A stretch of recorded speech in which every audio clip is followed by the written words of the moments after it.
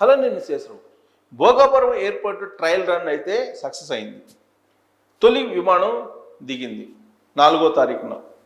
కేంద్ర విమానయాన శాఖ మంత్రి రామ్మోహన్ నాయుడు అలాగే ఇతర ఎంపీలు వీళ్ళు ప్రత్యేకమైన విమానంలో ఢిల్లీ నుంచి భోగాపురం ఎయిర్పోర్ట్కి వచ్చి ల్యాండ్ అయ్యారు. సక్సెస్ అయింది, ట్రయల్ రన్ సక్సెస్ అయింది.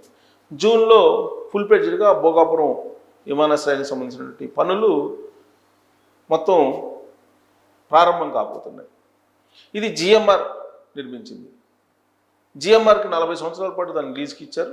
మరో 20 సంవత్సరాల పాటు లీజును కొనసాగించే వెసులుబాటును కూడా కల్పించారు. జిఎంఆర్ ఈ ఎయిర్పోర్ట్లు నిర్మించేదానికి బాగా అనుభవం ఉన్నటువంటి కంపెనీ. ఆ కంపెనీ నిర్మించినటువంటి ఎయిర్పోర్ట్ ఇది.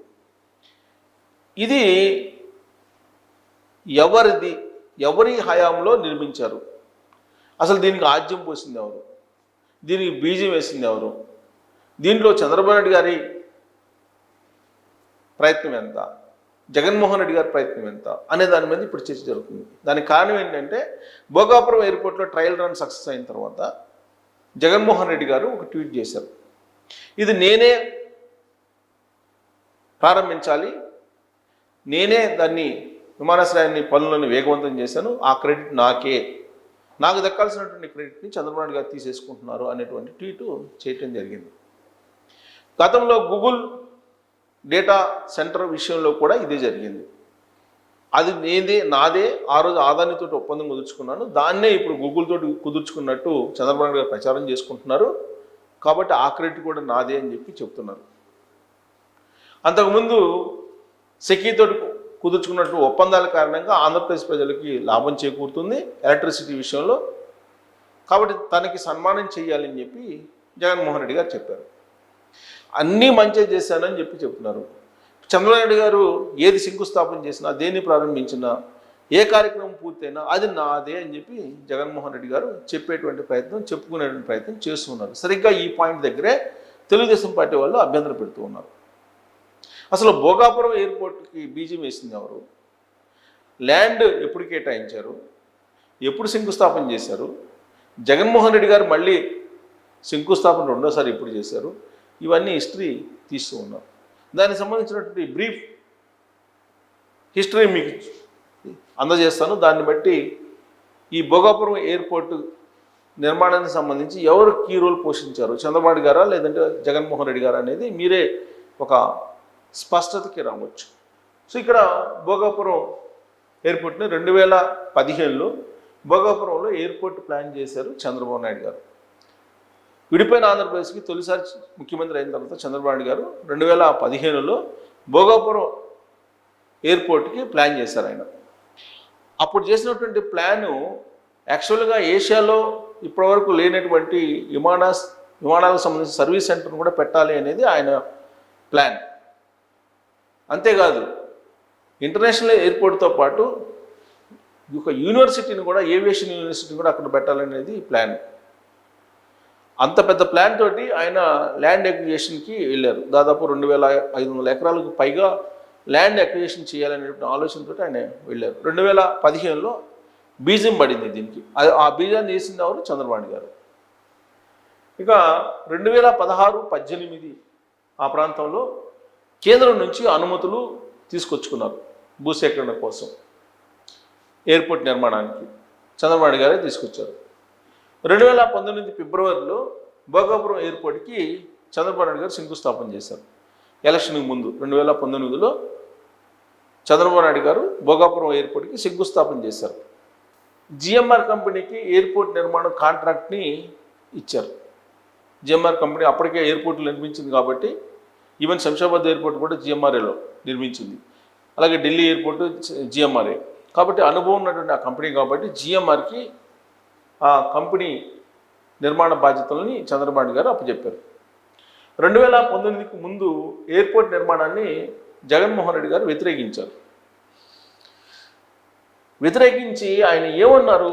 వ్యతిరేకించారంటే నేను చెప్పడం కూడా కాదు, ఆయన మాటలోనే మనం విందాం, వాయిస్ వినొచ్చు. ఆయన ఈ ఎయిర్పోర్ట్కి సంబంధించి, భోగాపురం ఎయిర్పోర్ట్కి సంబంధించి ఆయన ఒక మాట అన్నారు. ఎర్ర బస్సు కూడా రాదు ఇక్కడికి ఎర్ర బస్సులు కూడా రానటువంటి ఈ ప్రాంతానికి ఎయిర్పోర్ట్ అవసరమా అని. ఇది ఆయన అన్నది చూడండి, నేను వినిపిస్తాను.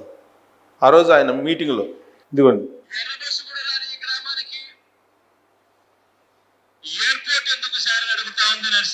అది మరొకసారి మళ్ళీ మళ్ళీ మీ అందరికీ కూడా చెప్తా ఉన్నాం, గట్టిగా పోరాడతాం, గట్టిగా నిలబడతాం. ఇంకొకటి కూడా చెప్తా ఉన్నా, కోర్టుకు కూడా పోదాం, కోర్టులో కేసులు వేసినా కూడా గట్టిగా దీన్ని ఆపే కార్యక్రమం చేద్దాం.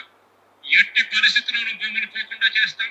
అయినా కూడా చంద్రబాబు నాయుడు గారు పొరపాటున తనకున్న అధికార బలంతో, అధికార మదంతో దుర్వినియోగం చేస్తూ ఏదైనా పొరపాటున మన భూములు లాక్కునే కార్యక్రమం మాత్రం పొరపాటున చంద్రబాబు నాయుడు గారు చేస్తే మాత్రం రానున్న రోజులు మన రోజులని మాత్రం చంద్రబాబు నాయుడు గారు కూడా మర్చిపోకూడదు.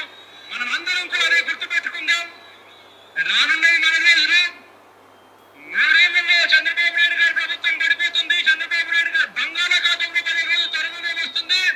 వచ్చేది మన ప్రభుత్వం. మళ్ళీ మీ భూములన్నీ కూడా తిరిగి మీకు వెనక్కిస్తామని చెప్పి మాత్రం గట్టిగా మీ అందరికీ హామీ ఇస్తూ చెప్తా ఉన్నాం. ఇది 2019 ఎన్నికలకు 2019కి ఎన్నికలకి 2 సంవత్సరాల ముందుగా ఆయన భోగాపురంలో సమావేశాన్ని ఏర్పాటు చేసి అప్పటి వరకు అక్విజిషన్ చేసినటువంటి ల్యాండ్ని మళ్ళీ తిరిగి ఇచ్చేస్తాం, ఎర్ర బస్సు కూడా రానటువంటి ఈ ప్రాంతానికి అవసరమా విమానం అని చెప్పి ఆయన ప్రశ్నించారు. ఆయన ప్రశ్నించి అవసరమైతే కోర్టుకి వేస్తాం, కోర్టులో తెలుసుకుందాం, లేదంటే అధికారంలోకి వచ్చిన తర్వాత మొత్తం మీ భూములు మీకు ఇచ్చేస్తాం అని చెప్పారు. అంటే భోగాపురం ఎయిర్పోర్టు అవసరం లేదని చెప్పి డిసైడ్ చేశారు జగన్మోహన్ రెడ్డి గారు 2019 ఎన్నికలకు ముందు. విశాఖలో ఎయిర్పోర్టు ఉండగా భోగాపురం ఎందుకు అని చెప్పేసి ఆయన ప్రశ్నించారు. దగ్గరలోని విశాఖపట్నం ఉంది, విశాఖపట్నం ఇంటర్నేషనల్ ఎయిర్పోర్ట్ ఉంది, మరి భోగాపురం ఎయిర్పోర్ట్ ఎందుకు అని చెప్పేసి జగన్మోహన్ రెడ్డి గారు ఆ రోజు చేసినటువంటి వాదన. భూసేకరణకు వ్యతిరేకంగా రైతులతో కోర్టులో కేసులు కూడా వేయించారు ఆయన. ఆల్రెడీ నేను వినిపించాను, సభలో ఆయన మాట్లాడినటువంటి వాయిసే నేను వినిపించాను కూడా మీకు. వైసీపీ వస్తే రైతులకు భూములు వెనక్కి ఇస్తామని చెప్పి జగన్మోహన్ రెడ్డి గారు అప్పట్లో ఇచ్చినటువంటి హామీ. 2019లో జగన్మోహన్ రెడ్డి గారు అధికారంలోకి వచ్చారు. దాంతో పనులు ఆపేసేశారు. 2023లో ఎయిర్పోర్ట్ నిర్మాణానికి మళ్ళీ శంకుస్థాపన చేశారు. 2019 ఎన్నికలకు ముందేమో ఆయన అక్కడున్న రైతులకి అధికారంలోకి మనం వస్తాం, రాగానే మీ భూములు మీకు ఇచ్చేస్తాం అని చెప్పారు. పనులు ఆపేశారు. రాగానే 2019లో రాగానే పనులన్నింటినీ ఆపేసేసారు. మళ్ళీ మనసు మార్చుకొని 2023లో రెండోసారి శంకుస్థాపన చేశారు. చంద్రబాబు నాయుడు గారు శంకుస్థాపన చేసినటువంటి భోగాపురం ఎయిర్పోర్ట్కి మళ్ళీ 2023లో 2024 ఎన్నికలకు ముందు శంకుస్థాపన చేశారు. గతంలో ఇచ్చినటువంటి జిఎంఆర్ సంస్థకే నిర్మాణ బాధ్యతను అప్పచెప్పారు. జిఎంఆర్కి అప్పచెప్పారు. చంద్రబాబు నాయుడు గారు ఏ కంపెనీకి అయితే అప్పచెప్పారో ఆ కంపెనీకే నిర్మాణ బాధ్యతను కూడా అప్పచెప్పారు. కూటమి అధికారంలోకి వచ్చే నాటికి 23% పనులు పూర్తయ్యాయి. ఇది ఆన్ రికార్డ్ జిఎంఆర్ చెప్తున్నది. చంద్రబాబు చొరవతో కేంద్రం నుంచి ఇప్పుడు వివేకంగా నిధులు వచ్చేస్తున్నాయి.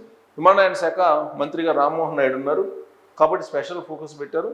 18 monthsలోనే దీన్ని పూర్తి చేయాలని చెప్పి టార్గెట్గా పెట్టుకొని ఆ మేరకు పూర్తి చేశారు. జనవరి 4వ తారీఖున ఫస్ట్ ట్రయల్ రన్ జరిగింది, అది సక్సెస్ అయింది కూడా. 26 జూన్ అంటే ఈ ఏడాది జూన్ నాటికి పూర్తి స్థాయిలో ఎయిర్పోర్ట్ ఆపరేషన్స్ అన్నీ కూడా అందుబాటులో రాబోతున్నాయి. ఎయిర్పోర్ట్ నిర్మాణం పూర్తయిన తర్వాత ఇప్పుడు జగన్మోహన్ రెడ్డి గారు ఆ ఎయిర్పోర్ట్ నిర్మాణ క్రెడిట్ అంతా నాకే దక్కాలి అని చెప్పి ఆయన ట్వీట్ చేశారు. మరి ఈ భోగాపురం ఎయిర్పోర్ట్కి సంబంధించిన హిస్టరీ ఆన్ రికార్డ్ నేను చెప్పాను. ఇది చూసిన తర్వాత భోగాపురం ఎయిర్పోర్ట్ విషయంలో క్రెడిట్ అనేది చంద్రబాబు నాయుడు గారికి చెందుతుందా లేదంటే జగన్మోహన్ రెడ్డి గారికి చెందుతుందా అనేది మీరే డిసైడ్ చేసి ట్రోల్ చేయొచ్చు. Thank you.